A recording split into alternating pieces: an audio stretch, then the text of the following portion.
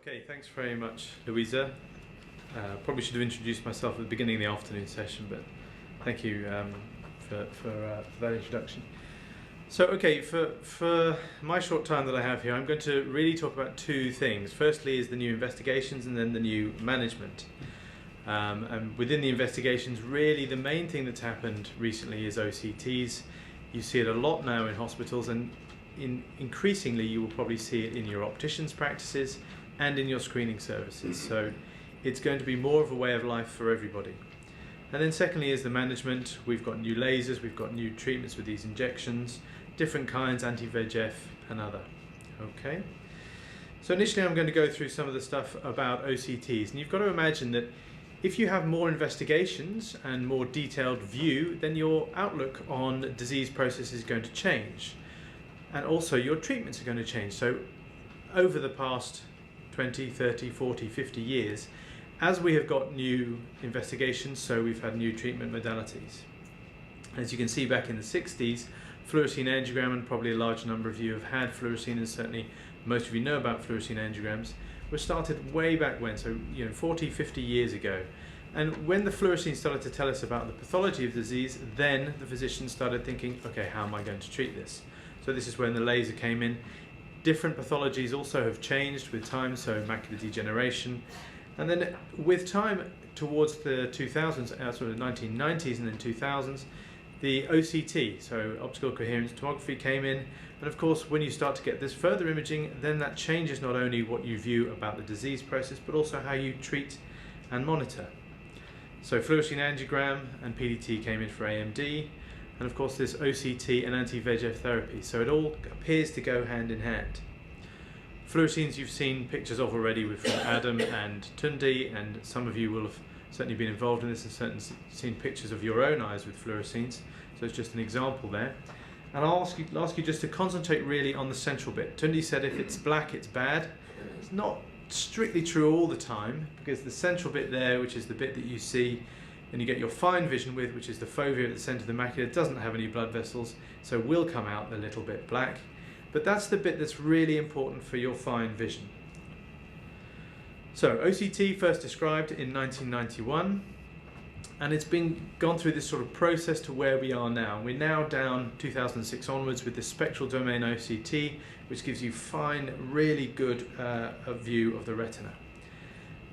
I'm just going to show you some pictures as well. So this is the old time domain OCT with the picture up at the top. It's a little bit grainy. There's a little dip in the middle, which you'll see. That's the fovea. So that's again the bit right at the center of the macula, center of the retina, that you get your fine vision. That dip is meant to be there. So just keep it in mind if you haven't seen these before. That dip is meant to be there. And again, this is the spectral domain, so you can see from the picture there, that's a little bit nicer, isn't it? So we're actually getting better images. And from a clinician's point of view, the better view you have of the macula, of the retina, the more detail that you have, the better you can therefore monitor and treat your patients. With the spectralis, this is another image. We're now developing further technologies with the spectral domain OCT that makes you not able to look at the retina, but also to look at the choroid. And we're able to flip some of these images on its head and allow us to get further detail of the choroidal vascula, something that we've never really had good before. There are lots of different OCTs on the market, so you may find yourself seated in front of different OCTs. And from a clinician's point of view, it doesn't really matter which one it is, it's just the image that you need to see. So spectral domain OCT, its main role is monitoring the anti-VEGF therapies that we give for macular degeneration and diabetic macular edema. This is how it's meant to look. So this is the retina, this is the back of the eye, and as I said, the fovea in the middle and the macula. You have 10 layers. I'm not going to go through them all because you wouldn't remember them anyway. But there's about 10 layers that we look at and we get our details from. So as I said, really macular degeneration. The diabetic macular edema is becoming more and more important in other areas of macular disease, cystoid macular edema, vein occlusions and inflammation. To be more specific, the OCT in diabetes, well, there are 5 different images or pictures that we see, or different types of pathology that we see associated with diabetes. And I'll go through each different one. So this is the first one, sponge-like swelling. So you no longer really see the dip in the middle. There's a bit of swelling in the retina. This is a sort of picture you don't want to see. There's a whole host of fluid there, big cysts, okay? And this is your cystoid macular edema. You can get fluid going underneath the retina. So you can see these two little lumps here. That's a serous retinal detachment. Vitreomacular traction. Again, this is a line you see across the top from an epiretinal membrane or posterior vitreous face, pulling on the retina and lifting it up, causing fluid to be present within the macula. Okay, OCT is still moving forwards. The latest one is this swept source OCT, which again gives us a much finer view of the retina and of the macula. And images like this will be being produced in the clinic in due course. We're getting the first one in the UK in a month's time at Moorfields. And the second one, and this is one that really excites me, is this phase contrast OCT. So not only do you get the macula, but now you can see the capillaries and the vessels, and you'll be able to see the photoreceptors. Very exciting from those of us who are slightly obsessive compulsive about imaging. But as I said before, the more information you get, the further it drives your treatment. Okay, so I'm going to go on to management now. And I don't want anyone to forget that really one of the biggest things that we still have to control is the glucose, blood pressure, lipids, and other metabolic diseases. In the past, our main treatments have been laser therapy. If laser therapy fails, then we have to ask our surgical colleagues. But now we're starting to use other indications. In the past, or really the state of play at the moment, laser therapy is used for diabetic retinopathy and diabetic maculopathy. In diabetic retinopathy, patients used to sit in front of a laser for anything from 20 minutes to 45 minutes, having a lot of laser, which was painful, uncomfortable. The surgeon didn't enjoy doing it, the patient didn't enjoy receiving it. We've now moved forward with these pattern lasers, making the delivery much quicker and less painful for the patients. When we look at diabetic macular edema, there are other lasers that are coming on the market and have now been CE marked in Europe. Traditionally, the lasers we were using are using is the millisecond laser, and we know these lasers are destructive. And we know that rather than improving your vision, usually it causes you to maintain your vision. And you say, well, really, what is the use of just a laser that maintains my vision? Well, if you have diabetic macular edema, you have no laser, your risk of losing a significant amount of vision is about 1 in 4. Now, if you have the laser, that drops to 1 in 8. So it's a 50% reduction.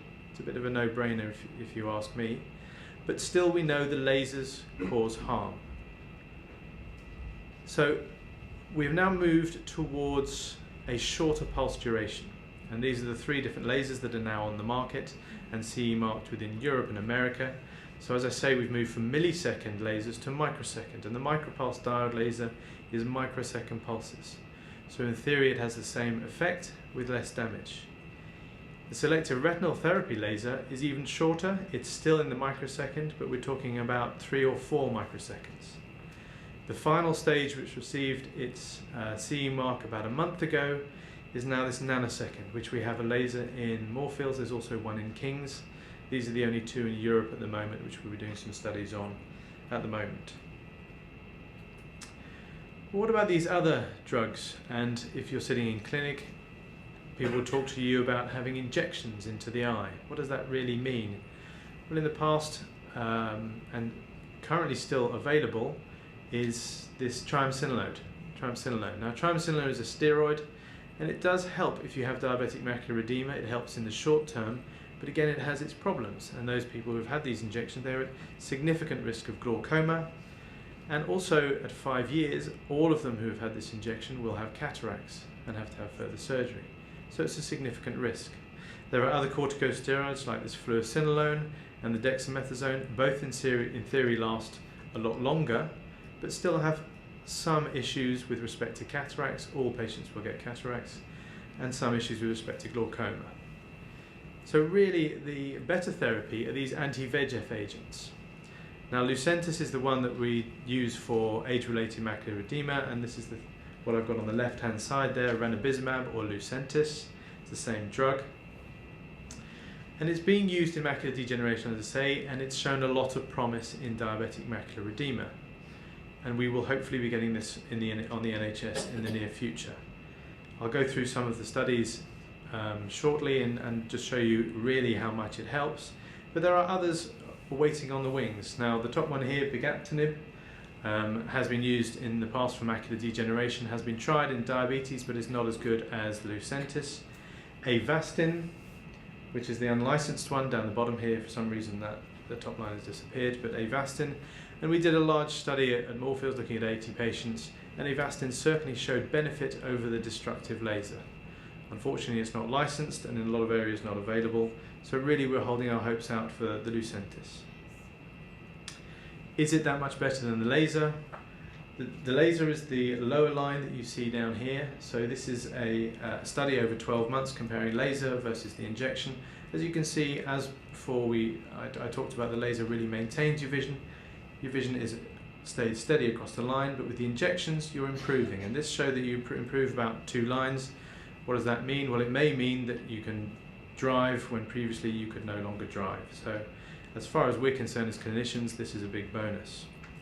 This is a slightly larger study directly comparing, again, the laser, which is this line here. The steroid injection showed initial promise, but after 2 years there was no significant benefit. But of course you see the 2 injection arms, which are the 2 bigger lines, the white and the blue, there is clear benefit. When are we going to see the Lucentis come into our clinical practice? Well, every now and again within the studies we use it, but as far as we as clinicians are concerned, that's not good enough. So we, along with the drug companies, have put a lot of pressure on the government, and in particular NICE, to allow us to use what we feel is the best drug in a number of indications for our diabetics and for them to keep their vision. NICE have been looking at this. They've rejected it once, they've reviewed it again, and initial consultation was last month. So we are hoping that some of our patients, they've tried to tighten the group of patients who would receive it, and they say that it's those patients with real thickening at the centre, and also those where the manufacturer will give a discount. So although as far as we're concerned we like every patient to have access, NICE and the government may slow down this process. We will continue to fight this. That's me done, and I'm happy to take questions.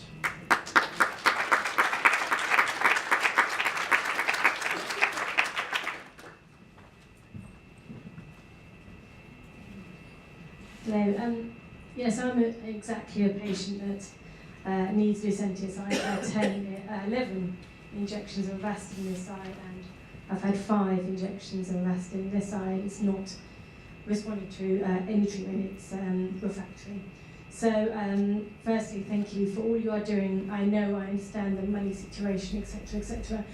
But could you explain to me, if you feel that maybe Lucentis might help, why you think it might help? Because as my understanding is, Avastin and Lucentis are very, very similar. In fact, almost too similar for NICE to almost change their minds because the price is so expensive. So is there a difference? Do you know there's a difference? There's hope in that? That's a very good question. I'll just repeat the question for the camera. The question is there a difference between Avastin and Lucentis? If you're on the Avastin and you're not responding, is Lucentis going to help? I think it's a really... Did I get that right? So I was going to say, I would apply for the Lucentis because my micrometers are 566. So you would fit into the category with which... Yeah. Okay, so there are patients who don't respond as well to Avastin or Lucentis as we would like. Now, when we did our study, the BOLT study looking into Avastin, all of our patients, I think bar one, had a very good response. One of them had a small response, anatomical response, but vision didn't improve. Now, from our point of view, therefore, we felt that Avastin was going to be an answer to a question which was, if you've got a patient who doesn't respond to laser, what do you do if you can't use steroid or you don't want to use steroid? So we know that Avastin works in most groups. We excluded some of the patients in our study because of blood supply to the retina. Now there are going to be some patients where the blood supply simply isn't good enough and the injection therefore will not work. I don't think you'll be in that group, because if you're still receiving Avastin and the surgeon has decided that your blood supply is good enough. In the American studies that I showed you there, the first study they excluded anybody with poor blood supply. The second study they did not. So they didn't do any fluorescein angiograms. They injected everybody who came through the door. 5% of those patients on the Lucentis did not respond. They called them treatment failures or treatment futiles. And unfortunately, we haven't been allowed to look at the data, so we do not know why. That's the two drugs together. Now, there is a difference between the two drugs. The penetration, in theory, from the Lucentis is better. The dosing we know from the Lucentis is appropriate because of all the big studies that have gone in the past. Avastin has not gone through the rigorous process that Lucentis has gone through. And that's because it's being used off-label. The company that make Avastin will never put it on the label. It's not going to be beneficial for them, so it will never happen. Will you respond to the Lucentis if you haven't responded to the Avastin? I think there's a good likelihood you will. I can't promise you that, but I think there is a good likelihood you will. Certainly we have a number of patients who have responded to Lucentis when they haven't responded to Avastin, and that's been the case not only in diabetes but macular degeneration and retinal vein occlusions. And personally I have some of those cases in my clinic. So I think it is likely that you will get some response. How good the response is, again, I can't tell you unless I have you sitting in front of the slit lamp. But I think you would benefit. As physicians, we always want more tools in the toolbox to treat our patients. And I did show a slide with other stuff on the right hand side. So if you don't respond to Lucentis, there are other anti-VEGFs on the market. There are other drugs that are coming onto the market. So I'll go right back to the beginning with Tunde's sentiments earlier, is keep coming to the clinic, because you never know when things change and when we can help when we previously couldn't. Okay.